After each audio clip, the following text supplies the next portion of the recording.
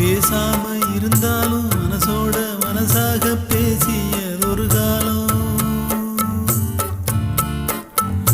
தூரத்தில் இருந்தாலும் தொடர்ந்து உன் அருகிலே குலவியதொரு காலம். இன்று நானும் ஓரத்தில், இன்று நானும் ஓரத்தில், என் மனது தூரத்தில், வீதியில் இசைத்தாலும் வீணைக்கு இசையுண்டு, வீணாகி போகாது கேட்கின்ற நின்று வேங்குழல் பாடுது வீணையோடு. உன் குத்தம்மா என் குத்தம்மா, யார நானும் குத்தம் சொல்ல, இது உன் குத்தம்மா